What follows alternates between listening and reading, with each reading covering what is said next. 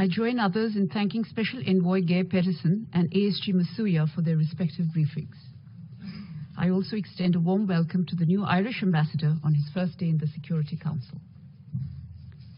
It is disappointing that the small body of the Constitutional Committee has not met this month. We had hoped that the three parties would engage constructively and purposefully with a sense of compromise to achieve credible progress in the meeting. Now it seems that there's a question mark on the venue as well. Mr. President, external factors have proved detrimental to the overall political process. The engagement so far has not been able to bridge the trust deficit amongst the key stakeholders. The cancellation of the 9th Constitutional Committee meeting in July 2022 has further reinforced this view. As the July negotiations for renewal of the cross-border mechanism on the humanitarian track have demonstrated, entrenched vested positions by the primary stakeholders can be counterproductive in the long run and detrimental to the interests of millions of Syrians. We reiterate that it is for the Syrians to decide what is best for Syria and their own future. The Special Envoy has been making efforts to engage with all sides and facilitate the political process in line with Resolution 2254. We believe that his efforts should be supported, particularly his step-by-step approach.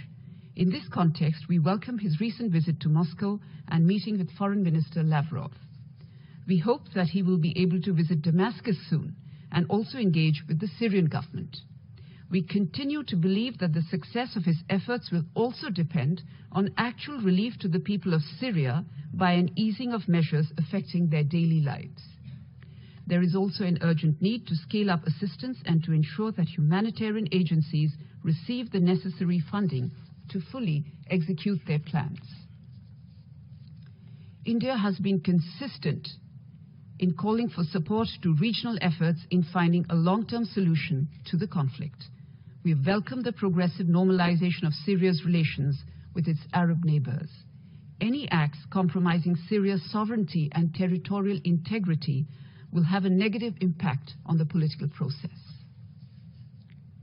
On the security front, we remain concerned with the overall situation in Syria.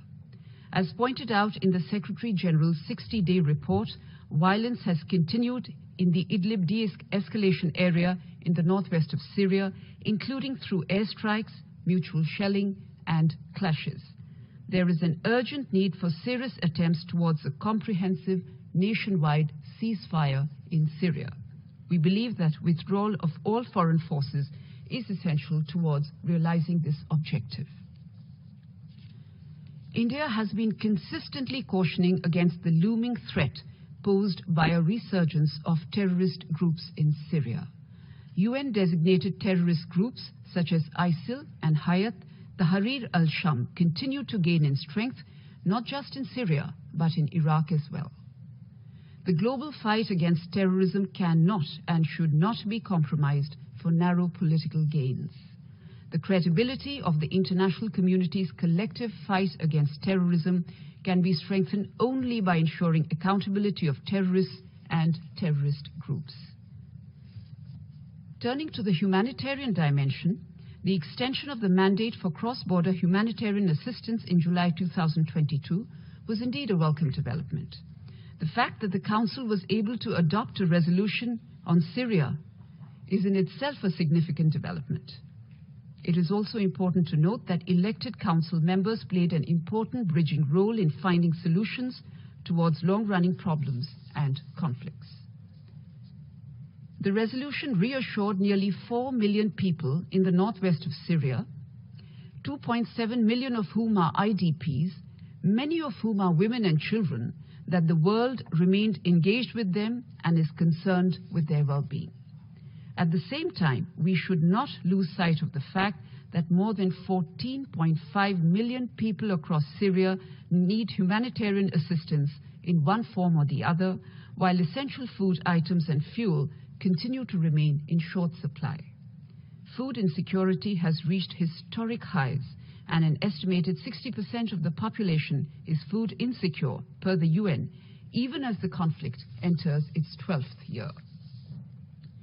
India continues to call for enhanced and effective humanitarian assistance to all Syrians throughout the country, without discrimination, without politicization, and without preconditions.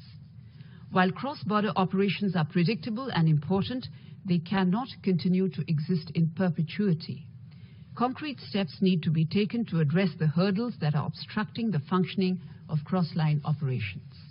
Mr. President, humanitarian assistance cannot be a matter of political expediency. Linking humanitarian and developmental assistance with progress in the political process will only exacerbate humanitarian suffering.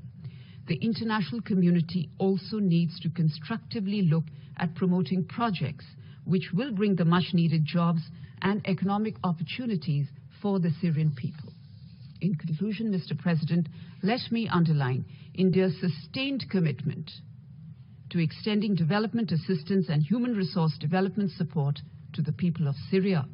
Our continued support to Syria in its endeavor for seeking lasting peace and stability remains steadfast and unwavering. Thank you.